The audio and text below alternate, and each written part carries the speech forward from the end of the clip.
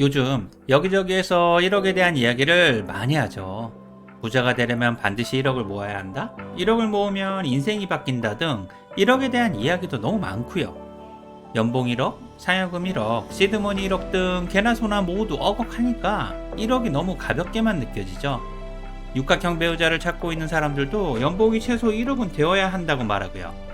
하지만 진짜 현실은 수중에 1억이 아니라 1000만 원도 없는 사람들이 훨씬 많죠. 솔직히 1억까지 모아본 경험들도 대부분 없고요. 그럼에도 많은 사람들이 1억을 너무 우습게 생각하죠. 하이닉스나 네이버 신입사원 연봉이 1억이 넘었다고 하니까 1억은 왠지 1년만 고생하면 충분히 가능할 것만 같고요. 어쨌든 지금은 경제력의 시대고 돈의 가치가 모든 생각과 행동을 지배하니까 1억이 우스워 보이는 게 당연한 건지도 모르겠습니다. 개인적으로 질문이 하나 있습니다. 지금 여러분들은 1억이라는 돈을 가지고 있습니까? 만약 가지고 있다면 그 1억이라는 돈을 어떻게 만들었습니까? 상속이나 증여를 받기도 하고 누군가는 절약을 통해 모으기도 하고 은행 대출로 1억을 가지고 있을 수도 있죠. 이렇게 생각하면 1억이란 돈은 저마다 생김새가 다 다르고 그 안의 감정도 확실히 다르고요. 시간과 열정이 쌓인 1억과 운과 재수가 쌓인 1억, 그리고 갚아야만 하는 1억은 너무 다른 거죠. 같은 돈이라도 주식 투자를 할 때 인내심이나 욕심 등 돈에 대한 감정들이 많이 다르고요. 금수저에게는 1억이 아무것도 아닐 수가 있지만 저와 같은 흑수저에게는 1억은 진짜 모으기 힘든 금액이고요. 그렇다면 1억이란 돈은 얼마나 큰 돈이고 어떤 의미를 지니고 있을까요? 우선 소도 비빌 언덕이 필요하지만 비빌 언덕이 없는 흑수저들에게는 1억은 엄청난 언덕이 될 수 있는 금액이죠. 1억은 부자가 될 수 있는 시작점이자 원동력이 되는 돈이고요. 투자를 위한 시드머니나 개인 사업을 시작할 수 있는 힘이 되기도 하죠. 물론 1억보다 작게 시작할 수도 있지만 프랜차이즈나 개인 사업 투자비는 보통 1억이 다 넘고요. 또한 1억은 예상하지 못했던 사고나 위기, 질병이나 실직의 위험에서 스스로를 보호할 수 있는 힘이 되죠. 백수로 지내도 아껴 쓰면 5년 정도는 버틸 수 있는 돈이고요. 쉽게 말하면 1억은 투자의 기준점이자 최소한의 안전판 역할을 하는 거죠. 게다가 대한민국은 현재 가구당 순자산 평균이 5억이지만 중위가구 순자산 금액은 3억이 채 안 되고 한국 성인의 중위자산은 1억이 조금 넘으니까 여러분들이 만약 1억을 모았다면 이미 중간은 가고 있다는 의미고요. 이렇게 생각하면 1억이라는 돈은 엄청나게 큰 돈이죠. 그리고 1억이란 금액은 연봉 5천만 원이나 실수령액 400만 원을 받는 직장인이 한 달에 150만 원씩 저축한다면 무려 5년이나 저축을 해야 간신히 1억이 되는 엄청나게 큰 돈이죠.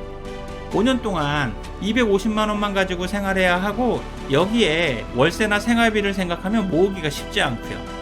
절약과 저축은 필수고 인내심과 열정 없이 5년이라는 시간을 버티는 것도 쉽지가 않죠. 100일 동안 쑥과 마늘만 먹어야 사람이 될 수 있지만 성격이 급한 친구들은 이 시간을 견디지 못하고 그나마 조금 모은 돈을 코인이나 주식 투자를 하죠. 위험하지만 큰 돈을 벌 수 있고 결과를 빨리 확인할 수 있는 조급한 투자를 하게 되고요. 물론 이 중엔 투자에 성공한 사람도 있고 실패한 사람도 있지만 삼성전자 직장인이 코인 투자에 성공해서 회사를 때려쳤다는 이야기를 들으면 너무 부럽죠. 이런 상황에서 절약과 저축은 시간과 인내심을 생각하면 효율적인 투자가 아닌 거고요. 어쨌든 유튜브나 수많은 사람들이 1억의 중요성을 계속 강조하고 1억 자체를 부자가 될 수 있는 첫 단계라고 말을 하죠.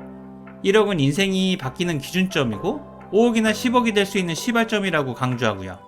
1억을 모으기 위해 불필요한 소비를 줄이는 방법이나 해외 투자에 대한 이야기도 많이 하죠. 그렇지만 여러분들이 진짜로 1억을 모아보면 1억을 모으는 과정에서 이보다 훨씬 중요한 것들을 많이 느낄 수가 있을 겁니다. 1억이 부자가 될 수 있는 기준점인 것은 맞지만 실제로 1억을 모았다는 성공의 경험, 시간과 인내에 대한 보상, 현명한 소비와 절약이라는 습관, 자기 절제력과 자신감 등 인생의 힘이 되는 경험과 습관을 배우게 되거든요. 솔직히 이것들이 1억보다 훨씬 의미 있는 것들이고 실제로 힘들게 모아봐야만 느낄 수 있는 거죠. 그러니 만약 지금 아무것도 없이 빚만 있다면 우선 빚부터 먼저 갚고 그 다음 1억을 모아야만 합니다. 5년보다 시간이 더 걸릴 수도 있겠지만 1억이란 돈을 실제로 모아보면 그동안 끌려다녔던 삶을 주체적으로 선택할 수 있는 힘이 될 거고요. 성장과 동시에 부자가 될 수 있는 가능성이 그때부터는 1%라도 생기는 거죠.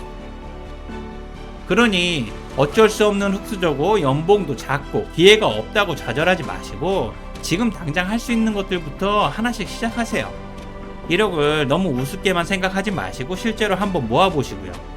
그리고 만약 연봉이 4천만 원 이하라면 공부를 더 하거나 자격증을 따서 스펙과 연봉을 올리는 데 집중하시고 필요하면 이직도 하세요. 만약 연봉이 5천만 원이 넘는다면 현재 있는 회사에서 최선을 다하시고요. 솔직히 기회가 언제 어디서 올지 모르니까 1억에 집중하면서 다가올 기회를 계속 준비하세요. 원래 기회는 준비된 사람에게 온다고 하지만 기회는 나에게 기회로만 보여야 하고 기회가 보이는 것은 스스로 준비가 되어야만 하거든요. 불행하게도 대부분의 사람들은 기회가 왔는지 갔는지도 잘 모르고요. 마지막으로 1억이란 돈에 대해 제가 가장 강조하고 싶은 두 가지는, 첫 번째는 1억은 부자가 될 수 있는 시작점이자 원동력이고 그 자체로 엄청나게 큰 돈이라는 사실과, 두 번째는 1억을 모으는 과정을 통해 배우는 것들이 인생에 훨씬 도움이 된다는 사실입니다. 작은 성공의 경험이나 부자가 될 수 있다는 확신과 자신감, 자기절제력, 소비와 절약 습관 등 1억을 모으면서 느꼈던 수많은 감정과 성장의 경험을 할 수 있거든요. 그러면서 자기 삶에 대한 통제력이 강해지고요. 이러면서 부자가 되는 거겠죠. 그러니까 오늘부터는 1억을 너무 우습게만 생각하지 말고 실제로 한번 모아보세요. 1억을 모을 수도 있겠지만 그 이상의 성장을 할 수 있다고 확신합니다. 오늘 내용이 도움이 되셨다면 구독과 좋아요를 부탁드릴게요. 지금까지 회사 선배 인지였습니다. 고맙습니다.